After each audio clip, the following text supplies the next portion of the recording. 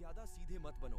सीधे पेड़ आज जल्दी काट लिए जाते हैं। आज की कहानी के माध्यम से आपको कुछ ऐसे तरीके पता चलेंगे जिनसे आप धोखा खाने से खुद को बचा सकते हैं। भावनात्मक रूप से कमजोर आदमी का लोग हमेशा फायदा उठाते रहते हैं।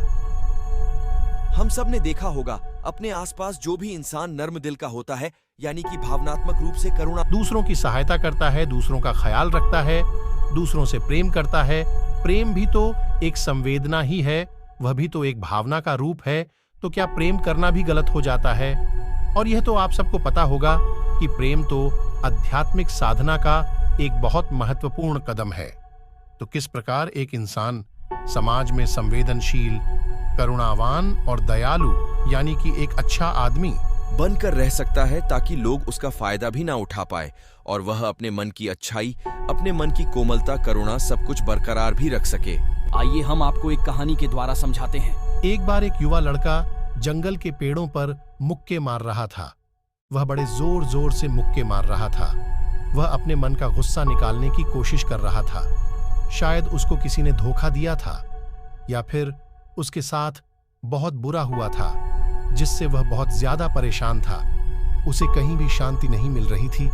वह लगातार उस पेड़ पर मुक्का मार रहा था, जिससे उसकी उंगलियां लहू-लुहान हो चुकी थी। उसी जंगल में एक शीतल पानी का झरना था। वहां पर एक भिक्षु रोज संध्या समय स्नान करने आया करते थे। यह उनका नित्य का नियम था।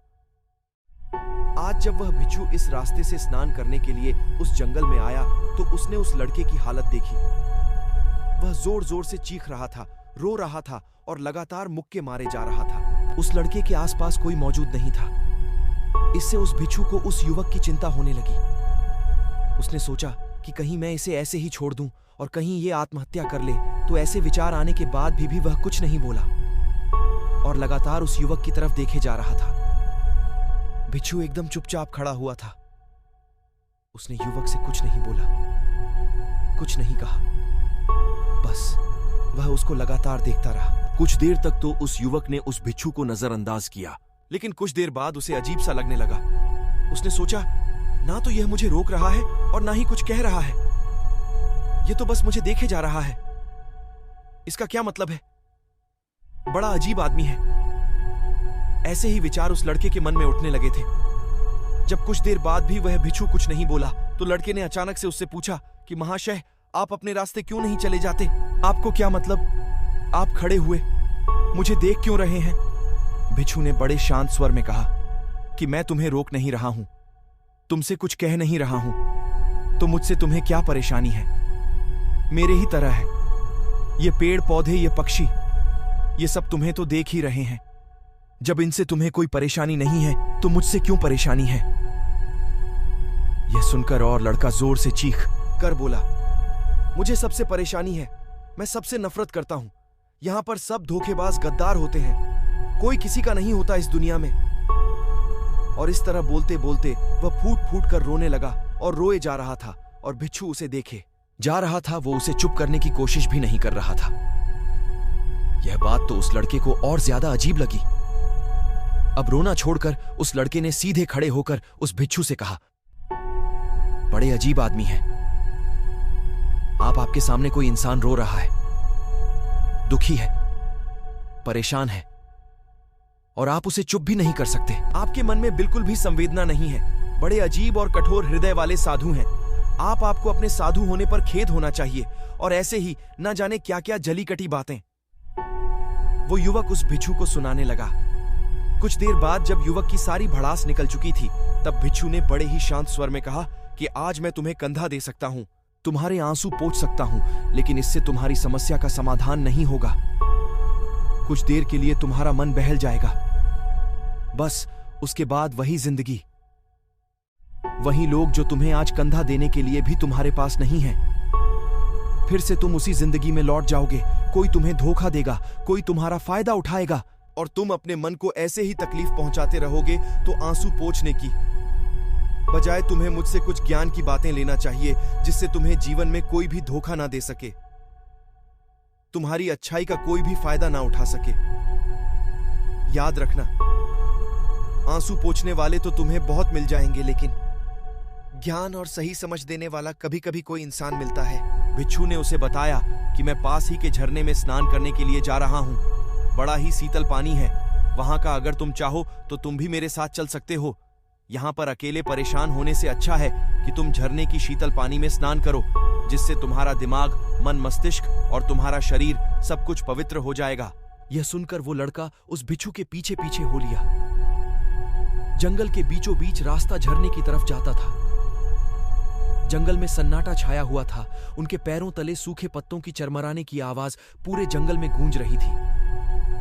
आज पूर्णिमा की रात थी और आसमान में चांद अपनी उजली रोशनी उस जंगल में फेंक रहा था। उस रोशनी में दोनों उस झरने की तरफ बढ़ते चले जा रहे थे। रास्ते में चलते चलते उस युवक ने उस बिच्छू से कहा कि महात्मन, आपकी जिंदगी मस्त है, आपको किसी चीज की कोई परेशानी नहीं है। आपको पता है कि दुनिया में कैसे कैसे लोग बसते हैं, कितने धोखेबाज, कितने मक्कार, और सबसे बड़ी बात, अपने लोग ही धोखा देते हैं जिनसे हम प्रेम करते हैं, जिनको हम अपना मानते हैं। जब उन्हीं से धोखा मिलता है तो कैसा महसूस होता है। कभी कभी तो ऐसे लगता है कि भोले और दयालु लोगों के लिए यह दुनिया नहीं बनी है, ये धोखेबाजों के लिए है, मक्कारों के लिए है। वही यहाँ पर फलते फूलते हैं, वही आनंद से जीते हैं, और हमारे जैसे लोग जो दूसरों की सहायता करते हैं, दूसरों को अपना मानते हैं, वह हमेशा जीवन भर दुख में रहते हैं। यही जीवन की सत्यता है और यही संसार है जिसमें हमें रोज घुट घुट कर मरना पड़ता है। आपने सही किया, ऐसे जिंदगी को त्याग दिया, पीछे छोड़ दिया। अब बस अपने में मस्त, किसी से कोई परेशानी नहीं है, किसी की कोई चिंता नहीं है। मैं भी सोचता हूं कि मैं भी संन्यास ले लूं, छोड़ दो इस दुनिया को। यह सुनकर उस बिच्छू ने कहा कि तुम्हें क्या लगता है, सन्यासी जीवन बहुत आसान होता है। बिच्छू ने बड़े शांत स्वर में कहा कि तुम्हें तो 2 वक्त की रोटी तो शांति से मिल जाती है, हमें तो कभी कभी वह भी नसीब नहीं होती। अगर बिच्छू मिल जाती है तो हम खा लेते हैं, वरना हमें तो भूखा ही सोना पड़ता है। यही सन्यासी जीवन है, हमें हमेशा नीचे सोना पड़ता है, सिर्फ एक लंगोट में रहना पड़ता है। चाहे कैसा भी मौसम क्यों ना हो, तो यह सब तुम्हें आसान लगता है, तो तुम भी सन्यासी बन जाओ। युवक ने कहा कि आप कहते तो ठीक ही हैं, संघर्ष तो दोनों तरफ है, सांसारिक जीवन में भी और सन्यासी जीवन में भी। वैसे सांसारिक जीवन भी अच्छा है, लेकिन तब तक जब तक घर परिवार में सुख शांति बनी रहे, धोखा ना मिले, हमारे लोग हमारा फायदा ना उठाएं, हमसे झूठ ना बोले, हमें धोखा ना दे, तब तो जीवन जीने का आनंद होता है, वरना तो जीवन नर्क हो जाता है। बिच्छू ने कहा, देखो, सन्यास अपने मन से लिया जाता है। जब हमारा मन कहता है कि हमें सन्यास के मार्ग पर सफलता हासिल करनी है, आगे बढ़ना है, तो ही सन्यासी जीवन सफल हो पाता है। लेकिन तुम अपने घर से परेशान होकर, दूसरे लोगों से परेशान होकर सन्यासी बनना चाहते हो, तो तुम्हारा सन्यासी जीवन भी कभी सफल नहीं होगा। इससे अच्छा तो तुम सांसारिक जीवन में अगर कुछ तरीके, कुछ नियम अपनाओ, तो दूसरे लोग तुम्हें धोखा नहीं दे पाएंगे। सबसे पहले तो यह समझो कि धोखा उन्हें ही मिलता है जो भावनात्मक रूप से कमजोर होते हैं, जिनका दिल जल्दी पिघल जाता है, जो दूसरों को दुख में नहीं देख पाते। ऐसे लोगों के साथ धोखे होने की संभावना ज्यादा होती है, क्योंकि कोई भी आदमी अपनी परेशानी बताकर, अपने को दुख में बताकर तुम्हारा फायदा उठा सकता है। क्या पता वह झूठ बोल रहा हो, वह दुखी होने का अभिनय कर रहा हो, लेकिन आपको तो सच ही लगेगा, और उसके बाद कुछ समय बाद आपको पता चलता है कि आपके साथ धोखा हो गया। उसके बाद आपका मन अंदर से टूट जाता है। इसीलिए सबसे पहले बात ध्यान रखना कि किसी भी व्यक्ति को यह एहसास मत होने दो कि तुम भावनात्मक रूप से कमजोर हो। अंदर से तुम्हारा दिल नर्म है। अगर उन्हें यह कमजोरी आपकी पता चल गई, तो वह कोई ना कोई जाल रचकर आपका फायदा उठाने की जरूर कोशिश करेंगे। चाहे आप अंदर से संवेदनशील हो, दूसरों की मदद करने वाले हो, लेकिन किसी को एहसास मत होने दो, ऊपर से कठोर बने रहो। जब लोगों को लगेगा कि इससे कुछ बोलने का फायदा ही नहीं है, यह आदमी कठोर है नहीं, पिघलेगा तो खुद ब खुद वो लोग जो झूठे हैं, जो मक्कार हैं, वो आपके पास आएंगे ही नहीं। वो उन्हें चुनेंगे जो उनके आसान शिकार होंगे। दूसरी बात समझने कि ये होती है कि हम बहुत जल्दी दूसरों पर विश्वास कर लेते हैं, और हमारी जल्दी विश्वास करने की आदत ही हमें हानि पहुंचाती है। 2 दिन तुम्हें किसी से मिले हुए नहीं होते हैं और तुम एक दूसरे के हो जाते हो, एक दूसरे पर पूरा भरोसा करने लग जाते हो, और यह भरोसा तीसरे दिन टूट भी जाता है, और फिर तुम्हें धोखा मिलता है, और फिर तुम परेशान होते हो। इसीलिए समय दो, किसी भी चीज को, किसी भी रिश्ते को आगे बढ़ाने के लिए समय की जरूरत होती है। समय के साथ तुम्हें सामने वाले इंसान की अच्छाई और बुराई पता चलती है। तब तुम्हें पूर्ण रूप से पता चलता है कि इंसान वास्तव में कैसा है, अच्छा है या बुरा है, और वह कुछ समय देने के बाद ही होता है। इसीलिए जल्दी किसी पर विश्वास मत करो। अगली पहचान या अगला तरीका समझने के लिए तुम्हें ऐसे लोगों को समझना होगा जो दूसरों की चापलूसी करते रहते हैं। कुछ लोगों की आदत होती है चापलूसी करने की। आपके सामने आपकी बड़ाई करेंगे, आपके बारे में अच्छा अच्छा बोलेंगे, और आपको लगेगा कि यह इंसान कितने अच्छे हैं, मेरे से कितना प्यार करते हैं। लेकिन वास्तव में उनकी वह चापलूसी एक जाल होती है, ताकि वह आपका दिल जीत सके। और उनको चापलूसी करने का मौका तभी मिलता है जब आप दिखावा करते हैं। अगर आप उनकी चापलूसी से प्रभावित ही नहीं होंगे तो कुछ समय बाद वो चापलूसी करना बंद कर देंगे। इसीलिए किसी के सामने दिखावा मत करो, वरना आप तो आकर्षण के केंद्र बन जाते हो। लोगों को लगता है कि शायद इसके पास बहुत ज्यादा धन संपदा है, इसीलिए इतना दिखावा कर रहा है। ज्यादा धन संपदा है, इसीलिए इतना दिखावा कर रहा है। और इसी वजह से जो लोग आपका फायदा उठाना चाहेंगे वो आपके करीब आने की कोशिश करेंगे, आपके चापलूसी करने की कोशिश करेंगे। और इसी वजह से जो लोग आपका फायदा उठाना चाहेंगे वो आपके करीब आने की कोशिश करेंगे, आपके चापलूसी करने की कोशिश करेंगे। अगला नियम बताते हुए बिच्छू ने झरने की तरफ इशारा किया।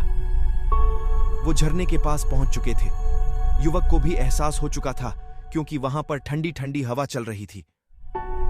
ढलान की तरफ जाते हुए बिच्छू ने कहा कि सांसारिक जीवन में एक बात समझने की यह होती है कि हम जिसकी सहायता कर रहे हैं, चाहे किसी भी रूप में, धन से, शारीरिक रूप से, या जिस भी अवस्था में हम किसी की सहायता कर रहे हैं, तो हमें यह ख्याल रखना चाहिए कि सामने वाला वापस कभी भविष्य में हमारी सहायता करने योग्य है कि नहीं है। अगर किसी को पैसा उधार दे रहे हो तो ये समझो कि उसके पास आय का कोई साधन है कि नहीं है। कल भविष्य में वह तुम्हें वापस कर पाएगा कि नहीं कर पाएगा। अगर वह नहीं करेगा तो तुम्हें तकलीफ होगी, तुम्हें दुहक होगा। ऐसे तो इंसान करुणावश भिखारियों को भी भीख देता है, लेकिन वह गलत नहीं है, क्योंकि जो भी पैसा अपने सामने वाले को दिया है उससे आपके ऊपर कोई ज्यादा प्रभाव नहीं पड़ेगा। अगर वह आपको वापस भी नहीं लौटाएगा तो अगर किसी ऐसे इंसान को पैसा देना है जो कभी वापस नहीं लौटा पाएगा तो उतना ही देना, जिससे तुम्हारे ऊपर ज्यादा दबाव न बने। अगर वो वापस भी ना लौटाए तो तुम्हें ज्यादा दुख ना पहुंचे। अब तक वो दोनों झरने पर पहुंच चुके थे। दोनों ने अपने कपड़े उतारे और उस झरने के शीतल पानी में कूद पड़े। पानी बहुत ठंडा था। दोनों की सारी थकान, सारी उदासी पल भर में ही दूर हो गई। स्नान कर लेने के बाद दोनों एक पेड़ के नीचे उस झरने के सामने बैठकर बातें करने लगे। बिच्छू ने उसे आगे समझाते हुए कहा कि शुरुआत में लोगों को नजरअंदाज करना सीखो। जब तुम किसी को शुरुआत में नजरअंदाज करते हो तो जो भी लोग किसी लालच की वजह से तुम्हारे पास प्रभावित हो रहे थे, उनकी छटनी हो जाएगी। जब तुम उनको नजरअंदाज करोगे तब को एक दो बार लोग तुम्हारे पास आने की कोशिश करेंगे। उसके बाद वो तुमसे दूरियां बना लेंगे। और जो आदमी तुम्हारी इंसानियत, तुम्हारी अच्छाई देखकर तुम्हारे पास आएगा, वो नजरअंदाज करने के बावजूद भी तुम्हारे करीब ही बना रहेगा। और यही तो एक सच्चे इंसान की पहचान होती है, जो हमारे अपने होते हैं। उनसे हम LDDDH भी लेते हैं, JDDDH भी लेते हैं। उसके बावजूद भी वो हमारी बातों का बुरा नहीं मानते हैं। चाहे थोड़े समय के लिए वह हमसे नाराज रहे, लेकिन कुछ समय बाद फिर से हम एक हो जाते हैं। और यही तो घर परिवार का मतलब होता है, यही तो अपनों का मतलब होता है। इसीलिए शुरुआत में अनजान लोगों को नजरअंदाज करना सीखो, इग्नोर करना सीखो, ताकि धोखेबाज मक्कार लोग तुम्हारे करीब ही ना आ पाएं। अपने इस वार्तालाप को खत्म करते हुए बिच्छू ने अपनी आखिरी बात बताते हुए कहा कि ये आखिरी सीख सबसे ज्यादा महत्वपूर्ण है। सब कुछ होने बाद भी तुम्हें धोखे मिल सकते हैं, लेकिन तुम अगर अपने आंख और कान और अपना दिमाग खोलकर रखते हो, अगर तुम होश में रहोगे, ध्यान करोगे, तो तुम्हें इंसान की आंखें देखते ही समझ में आ जाएगा कि उसे तुमसे क्या चाहिए। तुम उसकी इच्छा और उसका स्वभाव उसकी आंखों में ही पढ़ सकते हो। लोगों की आंखों में, उनकी वाणी में, उनके स्वभाव में उनका सब कुछ दिखाई देता है। बस हम ही अपनी आंखें मूंद कर रहते हैं। दूसरे लोगों से जानो, उसके रिश्तेदारों से जानो, उसके परिवार वालों से जानो कि वह इंसान कैसा है, दूसरों के साथ उसका व्यवहार कैसा है, उसकी पड़ताल करो। जब किसी पर विश्वास करो, ऐसे ही किसी पर विश्वास मत कर लेना, अपनी पूरी संतुष्टि करना। अगर तुम किसी के साथ लंबे समय तक भरोसा करना चाहते हो, किसी के साथ कोई संबंध बनाना चाहते हो, कोई दोस्ती करना चाहते हो या किसी की मदद करना चाहते हो तो इन सभी परिस्थितियों तुम्हें यह जरूर पता होना चाहिए कि दूसरे लोग उस इंसान के बारे में क्या सोच रखते हैं। इसके बाद तुम जीवन में कभी भी धोखा नहीं खाओगे और तुम्हें कभी भी धोखे की वजह से पछताना नहीं पड़ेगा। इसी तरह की बातें करते हुए भिक्षु और वो लड़का दोनों जंगल से बाहर आ गए, अपने अपने घर को चले गए। निष्कर्ष करते हुए दोस्तों, कभी भी किसी पर भी भरोसा करने से पहले उसके बारे में अच्छे से समझो, जानो, समय दो, फिर भरोसा करो।